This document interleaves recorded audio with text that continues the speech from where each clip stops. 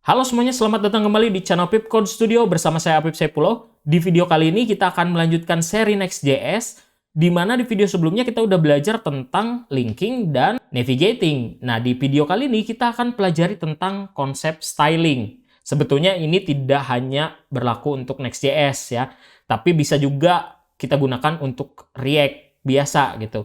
Tapi karena kita belum pernah bahas di seri React, jadi kita coba bahas aja di seri Next.js ini gitu ya. Nah, jadi kalau kita lihat di dalam dokumentasi Next.js, katanya ada beberapa cara untuk melakukan styling ya. Kita akan coba bahas satu persatu gitu ya, dan kita lihat perbedaannya apa.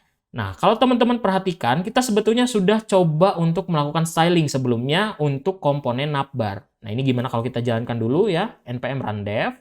Kita lihat ada navbar ya di sini. Nah, navbar ini kita berikan class name ya, class name-nya navbar, tapi stylingnya kita panggil ada di dalam app.tsx ya. Nah, dipanggil dari mana? Dari file styles globals css. Nah, ini kalau kita lihat sekarang isinya yaitu ada di sini ya, .navbar ini. Nah, kalau misalkan saya panggil ya si globals ini, saya cut aja, saya pindahkan ke navbar ini ya. Artinya saya hanya mau menggunakannya di dalam navbar. Apakah bisa? Jawabannya nggak bisa ya. Dia hanya bisa dipanggil di dalam app.tsx. Ketika kita pindahkan ke sini, dia bisa gitu ya. Kalau kita hilangkan, ya hilang juga gitu ya stylingnya. Nah, jadi itu. Dia terhubung ya ke file CSS yang globals.css ini. Sebetulnya namanya bebas ya, nggak harus selalu globals gitu ya. Mau colors juga bisa gitu ya, kalau misalkan menyimpan warna gitu. Nah, sekarang caranya gimana kalau misalkan saya maunya si navbar ini nggak disimpan di globals gitu ya, karena mungkin nggak semua membutuhkan navbars ini ya. Dia hanya dibutuhkan di komponen navbar aja. Nah, kita bisa gunakan yang namanya CSS modules ya. CSS modul ini sifatnya dia local scope ya. Ketika digunakan dia akan otomatis membuat unique class name. Nah, kita coba ya sekarang kalau kita bikin aja di dalam navbar ini ya filenya. Sebetulnya bisa juga kalau misalkan mau disimpan di dalam style ini gitu ya. Jadi kita bikin misalkan navbar.modul.css gitu. Nah, ini kita coba pindahkan berarti ya. Kita panggil yang ini, pindahkan. Nah, terus kita panggil berarti di sini ya. Untuk manggilnya gimana? Nah, di sini kita bisa import ya, styles. Nah, dia jadi seperti ini ya untuk pemanggilannya. From dari mana? Dari di sini add styles navbar modul.css ya. Nah, ini bisa aja kita ubah juga. Misalkan jadi styles navbar gitu ya. Nah, ini biarkan aja jadi style. Ini kalau kita coba lihat, nggak ada ya stylingnya. Untuk pemanggilannya, itu kita nggak langsung kayak gini lagi. Tapi kita gunakan kurung kurawal di sini. Kita panggil styles.navbar. Nah, kalau sekarang kita buka, hasilnya sama ya. Nah, tapi pemanggilannya beda nih sekarang ya. Kita gunakan CSS modul ya. Dan ini kan jauh lebih rapi. Kita kan nggak perlu ya CSS untuk navbar ini di semua komponen gitu. Karena kita spesifik hanya butuhnya di navbar aja. Ya udah pakai modul ya. Nah, sekarang kalau kita lihat di sini, ini banyak banget nanti mungkin ya file CSS-nya. Karena kita komponennya bukan cuma navbar, mungkin ada input, ada button, ada komponen-komponen yang lainnya. Belum lagi pages gitu ya. Nah, supaya rapi, ini biasanya dipindahkan ya. Filenya nggak akan disimpan lagi di dalam folder style. Tapi kita tarik aja filenya, masukkan ke dalam folder yang sama dengan komponennya. Nah, kayak gini ya. Jadi kita punya index ya, yang isinya adalah komponennya. Terus kita punya navbar.modul.css yang menyimpan stylingnya.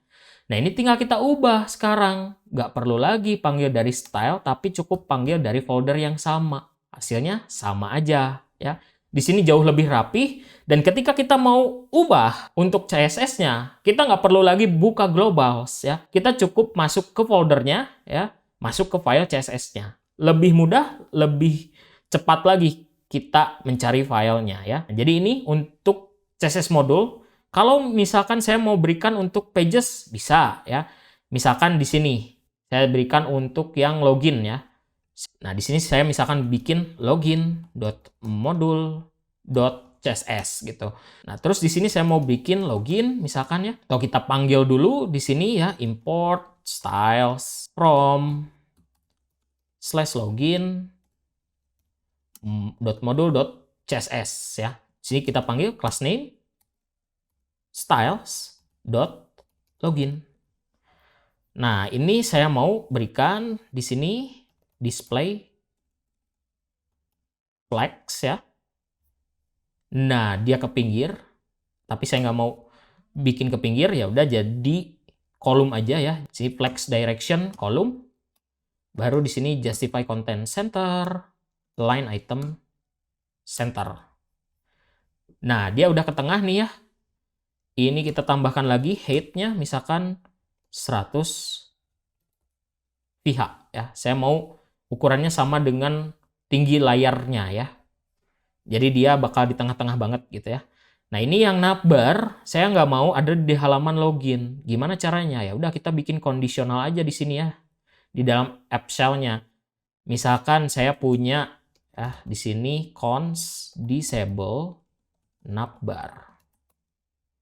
Jadi halaman mana yang mau di disable ya. Di sini ya udah saya tambahkan aja out login dan out register misalkan ya. Nah, di sini kita cek ya. Ngeceknya dari mana? Dari routing. Berarti kita butuh cons ya sama dengan use router. Nah, ini jangan dulu di structuring, kita buka dulu ya routernya. Terus kita coba console.log ya. Console.log router.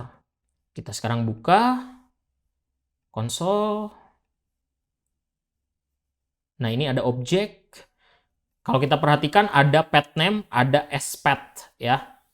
Nah, ini kita bisa gunakan aja, ada juga rute ya. Ini sama aja. Kalau misalkan saya tambahkan di sini, misalkan sebuah parameters ya, is login sama dengan true. Nah, perhatikan di sini kalau spath ya, si query-nya juga ikutan nih ya. Tanda tanya is login sama dengan true. Nah, kalau misalkan path name ya, hanya /out/login aja. Jadi dia nggak diambil nih si query-nya gitu ya. Nah, ini berarti kita akan ambil ya udah path name aja ya. Path name. Nah, routernya kita hapus yang konsolnya. Terus di sini kita tinggal gunakan conditional rendering ya. Disabled navbar dot includes path name gitu ya. Nah, di sini danda navbar. Berarti di sini harusnya not ya. Nah, dia akan ngecek nih ya. Si path name ini ada di dalam disabled navbar nggak gitu ya. Kalau nggak ada ya di sini ada not, tampilkan navbarnya.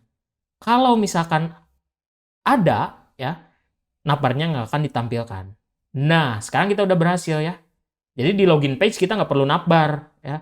Misalkan, terus kalau misalkan saya masuk ke register, sama harusnya, nggak ada navbar ya.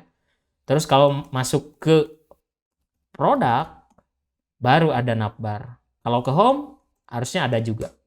Nah, seperti ini ya. Jadi saya mau mendisable navbar hanya untuk login page dan register page. Mengingat kembali konsep dari conditional rendering ya.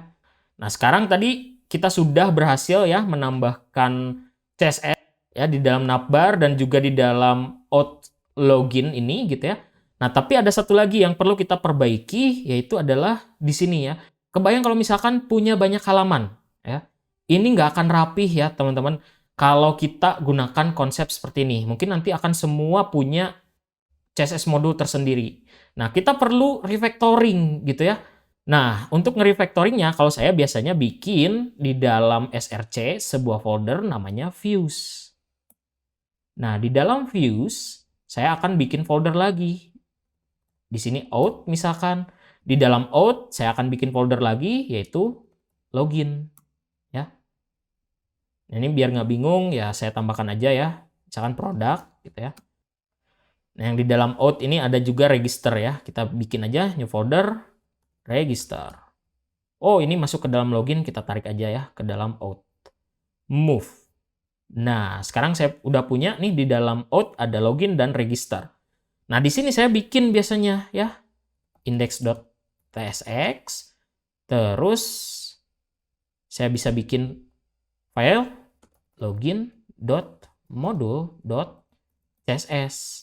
Yang tadi kita copy aja ya, harusnya tadi dipindahin aja langsung bisa juga gitu ya. Nah, yang ini saya hapus ya. Jadinya rapi. Nah, terus bedanya apa sama yang styling gitu ya? Kalau kayak gini, komponennya ikut kita pindahkan ya. Jadi di sini pure tidak ngerender seluruh codingan kita di sini gitu ya. Jadi dia pure hanya ngerender komponennya aja. Nah, yang ini saya pindahkan ya. Di sini saya misalkan tambahkan aja fragmen seperti ini. Kenapa saya tambahkan fragmen? Mungkin nanti kita bisa memasukkan komponen lain seperti tag head misalkan gitu ya untuk SEO. Nah, itu bisa kita otak-atik di sini gitu. Nah, jadi untuk sementara kita gunakan seperti ini, terus kita coba sekarang masuk ke login.tsx. Kita bikin aja di sini const login views misalkan gitu ya. Sama dengan nah, ini kita return terus kita paste ke sini ya. Ini nanti kita akan pindahkan juga handler loginnya. Kita export default login views. Nah, ini udah, terus kita butuh apa aja nih? Ada style, ada handler login ya. Ini sebetulnya bukan handler login, tapi handle login harusnya ya. Dan juga link. Nah, kita coba copy aja dari out login, berarti yang ini kita butuh ya. Kita cut, terus kita pindahkan. Jangan salah ya memindahkannya. Ini berarti harus di dalam login views. Terus kita butuh use router, style, dan link. Ini kita bisa cut juga. Nah, ini saya masukkan di dalam loginnya ya. Di luar login views. Ini bisa kita enter. Nah, dia udah pindah ya sekarang. Ini handle login, kita rename. Jadi handle login. Udah pindah sekarang ya. Jauh lebih rapi. Sekarang di dalam login, kita tinggal panggil login views. Gunakan self closing tag ya. Nah, seperti ini. Nah, rapi. Sama aja ya. Tapi jauh lebih rapi gitu. Kebayang kalau misalkan di sini out-nya ada reset misalkan gitu ya. Untuk reset password gitu. Atau ada out-out yang lain ya di dalam sini. Atau kebayang misalkan produk juga punya banyak routing gitu. Nah, ini jadi biarkan saja folder routing ini hanya berisi file-file utama aja ya sebagai routing. Views-nya kita refactor ke folder views ya.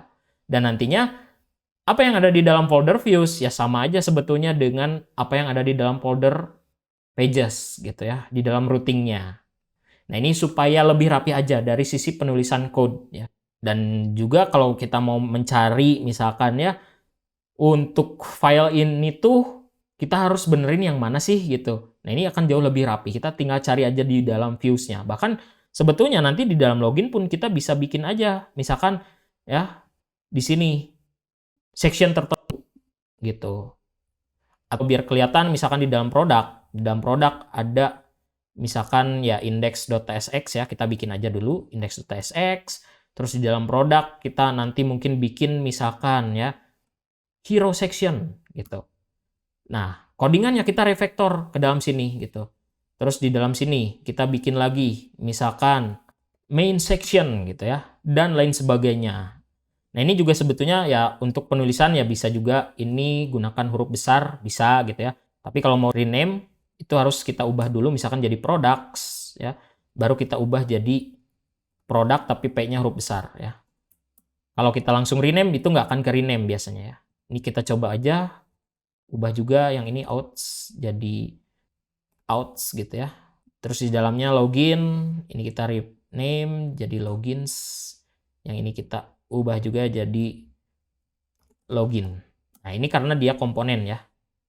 Sebetulnya sama aja ya. Tidak jadi satu masalah kalau teman-teman mau ubah gitu ya. Atau mau huruf kecil juga nggak apa-apa gitu. Tapi biasanya untuk penulisan adalah menggunakan huruf besar. Seperti ini kurang lebih ya. Barusan saya hapus dulu yang register ya. Untuk sementara aja. Ini ada problem. Ini karena filenya nggak ada ya di dalam foldernya. Nah ini bisa kita hilangkan aja ya. Dibuka tapi filenya nggak ada gitu ya. Jadinya kelihatan error padahal nggak. Oke, kita udah berhasil ya melakukan refactoring secara sederhana biar project kita makin rapi. Kita kembali untuk ngebahas styling ya. Jadi tadi kita udah berhasil secara global, terus kita udah berhasil juga menggunakan modul gitu ya.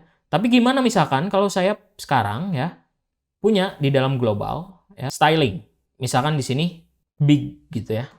Big ini untuk menyimpan font ya, untuk font size-nya misalkan 3 rm kayak gini. Saya mau pakai big ini di navbar misalkan ya, yang tadi sudah kita pakai CSS modul. Nah, di sini ya, tulisan ini saya mau berikan class name big. Apakah bisa? Bisa ya. Karena dia dipanggil secara global. Nah, jadi di sini terus dipanggil di app TSX-nya ya, yang ini terus kita panggil di navbar. Nah, ini bisa juga. Kita coba cari yang halaman punya navbar, routing paling luar. Nah, tulisannya jadi gede ya. Ini ada gitu. Kita coba kecilkan, misalkan jangan terlalu besar lah ya. 1 rem aja. Nah, dia berubah ya sekarang. Kalau kita mau pakai di login, bisa ya. Kita coba masuk lagi, /out/login. Nah, yang H1 saya kasih class name big. Nah, ini bisa juga. Tuh ya, dia berubah. Kalau saya nggak kasih class name big, tuh jadi lebih besar ya. Karena tadi H1 ya, ini. Kalau big itu 1 rem gitu ya. Jadi itu kita bisa combine antara CSS modul dan CSS global ya. Nah, sekarang saya mau coba cara yang lain, yaitu adalah CSS di dalam JS. Nah, ini apa lagi gitu ya. Jadi di dalam React itu kita bisa sebetulnya memberikan styling ya di dalam HTML-nya langsung sebagai properties ya. Mungkin teman-teman masih ingat sebetulnya HTML kan punya property style gitu ya. Dan ini kita bisa gunakan styling. Nah, kalau di React gimana cara pakainya? Ini tinggal kita gunakan aja style sama dengan kurung kurawal seperti ini, terus berikan lagi kurung kurawal ya. Jadi 2 kali nih. Nah, terus stylingnya mau apa gitu ya. Nah, misalkan di sini saya mau berikan color ya. Misalkan red. Dia jadi objek ya. Nah, kalau objek ya dia pasangannya ada key dan value. Key-nya di sini adalah CSS sintaksnya ya. Atau property CSS-nya. Kemudian value-nya ya value dari property tersebut. Nah, kalau kita lihat sekarang dia punya warna merah ya. Karena kita berikan styling di sini. Nah, terus misalkan saya mau kasih di sini border ya. 1 pixel solid red. Nah, dia punya border. Saya sekarang mau kasih border radius. Border radius kan gini kalau pakai CSS. Nah, ini nggak bisa pakai strip kayak gini ya, atau pakai minus kayak gini. Tapi kita harus gunakan camel case ya. Jadi border radius terus di sini misalkan 10 pixel. Nah, baru mau. Tuh, kalau misalkan saya tambahkan di sini kayak gini, error langsung ya. Dia nggak mau, tapi harus pakai camel case gitu. Jadi dipisahkannya tidak lagi menggunakan strip atau minus gitu ya, tapi gunakan camel case seperti ini. Nah, ini sebagai contoh aja ya. Ini ada error. Kenapa nih? Nah, ini barusan saya tutup, saya buka lagi, aman ternyata ya. Entahlah kenapa. Tapi nggak apa-apa. Di sini sebetulnya tadi tidak error ya, ternyata. Tapi kebacanya tadi error karena mungkin gitu ya, ada perubahan baris ya setelah kita gunakan prettier tadi auto save. Otomatis dia akan turun ke bawah ya. Jadi dia nyangkanya ada kesalahan dalam penulisan kode. Padahal kalau kita tutup, buka lagi, aman, nggak ada error gitu ya. Itu dia untuk CSS in JS ya, jadi CSS di dalam JavaScript. Karena kan Sekarang ini bukan lagi HTML ya, tapi dia sudah jadi sintak JSX gitu. Jadinya ya di dalam JavaScript, bukan lagi sebagai style inline di HTML gitu ya. Nah, selanjutnya kita akan coba untuk menggunakan Sass ya. Jadi apa itu Sass? Yang belum tahu, kalau Sass itu adalah sebuah ya bahasa ya, bahasa untuk styling juga gitu ya. Sama seperti CSS sebetulnya sintaknya, tapi dia ada penambahan beberapa sintak gitu ya. Dan Sass ini singkatan dari Syntactically Awesome Style Sheet ya. Jadi kita bisa pakai variabel, aturan, bersarang, inline import, dan lain sebagainya lah ya. Jadi banyak banget sebetulnya fitur-fitur dari Sass yang bisa kita manfaatkan kalau mau bikin CSS. Nah, caranya gimana? Ini perlu kita install dulu ya library-nya. Untuk installnya, ya udah matiin dulu servernya, terus kita tulis npm i sass ya. Nah, tambahkan flagging save dev ya, atau min d besar juga bisa gitu ya. Nah, dia akan masuk sekarang ke dev dependencies ya untuk Sass-nya. Kita coba sekarang untuk memanggilnya sama. Kalau mau global, berarti kita bisa gunakan di sini. Misalkan saya mau bikin sistem warna gitu secara global. Ya udah saya tinggal tulis aja colors dot ini harusnya SCSS ya filenya, bukan lagi CSS gitu. Misalkan saya bikin $skema ya. Jadi mau bikin skema warna. Nah, di sini saya tambahkan primary, terus saya tambahkan di sini misalkan hashtag FFF ya. Ini putih. Atau kita ubah aja ya, jangan putih deh. Kita ubah jadi biru misalkan ya. Nah, ini warna primary-nya gitu ya. Kita coba gelapkan. Kalau mau ikuti 0F788D ya untuk warnanya. Nah, untuk pakainya gimana? Kita bisa sekarang masuk misalkan ke login ya. Login ini jangan gunakan CSS lagi, tapi kita gunakan SCSS ya. Terus di dalam komponennya kita ubah jadi SCSS. Nah, terus yang login ini ya, kita akan lakukan import ya, add import. Dari mana? Nah, ini kita tinggal panggil aja ya, add style colors.scss. Nah, di sini kita bisa panggil misalkan background color pakai map ya, get. Mappingnya apa? Yaitu adalah skema. Ini skema. Key-nya itu adalah primary. Nah, warnanya sekarang jadi kayak gini ya. Ini sebetulnya bisa juga kita persingkat. Skema yang ini primary, jadi dihilangkan ya. Nah, ini sama aja. Kalau saya ubah sekarang colors-nya jadi putih, misalkan, nah jadi putih gitu. Hal seperti ini enaknya apa gitu ya? Kalau misalkan saya punya skema warna kayak gini, terus saya punya berbagai macam komponen dengan warna yang sama, terus tiba-tiba saya bosen nih, warnanya mau saya ubah aja, misalkan dari putih jadi hitam. Ya udah saya tinggal ubah aja di skemanya ya. Jadi 000 misalkan. Nah, seperti ini gitu. Atau saya ubah lagi jadi red, bisa ya. Nah, tapi kita ubah aja jadi warna putih misalkan ya. Hashtag FFF. Nah, ini udah aman gitu. Nah, jadi kita punya skema warna pakai SCSS. Nah, itu kalau kita menggunakan SCSS. Nah, sekarang satu lagi, kalau mau pakai Tailwind gimana gitu ya? Kalau mau pakai Tailwind, sebetulnya kita bisa install di awal ya. Nah, kalau misalkan belum, itu kita bisa gunakan npm install min d besar. Ini sama dengan min save dev ya. Terus Tailwind CSS, post CSS, dan auto prefixer. Nah, ini sama seperti menginstal Tailwind pada project React ya sebetulnya gitu. Jadi kita instalasi manual. Nah, kalau sudah kita bisa npx tailwind css init min v ya. Nah, dia akan menginisiasi file tailwind.config.js dan postcss.config.js.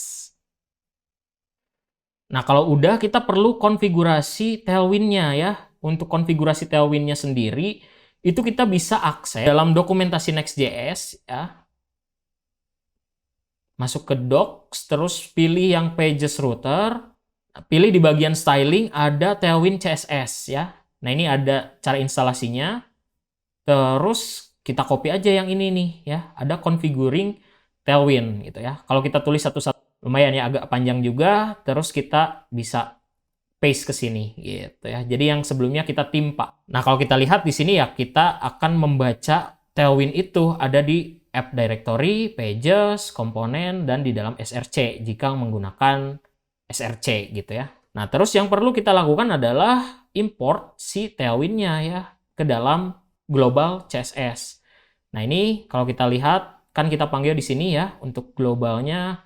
Ya udah, ini tinggal kita masukkan aja di sini. Ini sebetulnya sama ya, mirip dengan di React ya. Nah, ini untuk global karena udah kita panggil ya. Tinggal kita coba sekarang. Kita coba ke yang out aja ya. Di bagian sini mumpung kita buka ya. Nah, ini kita jalankan ya, npm run dev. Sekarang saya ubah yang big ini jadi text 3xl gitu ya. Nah, ini kalau saya refresh, nah ya, teksnya sudah membesar sekarang. Kalau saya tambahkan, misalkan font bold, nah dia jadi tebal ya. Saya hilangkan lagi, dia jadi tipis. Nah, kita udah berhasil untuk melakukan setup Tailwind juga ya.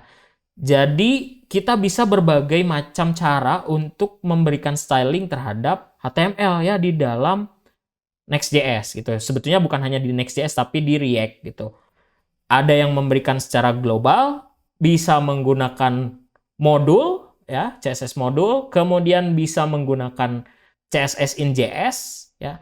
Terus kita juga bisa menggunakan SCSS atau kita bisa install framework-framework lain seperti Tailwind atau juga kalau teman-teman mau pakai Bootstrap juga bisa, silakan tinggal install aja, ikuti dari dokumentasi dari Bootstrap-nya. Nah, mungkin cukup sekian untuk video kali ini. Jangan lupa untuk subscribe, komen, like, dan share video ini. Kita ketemu lagi di video berikutnya.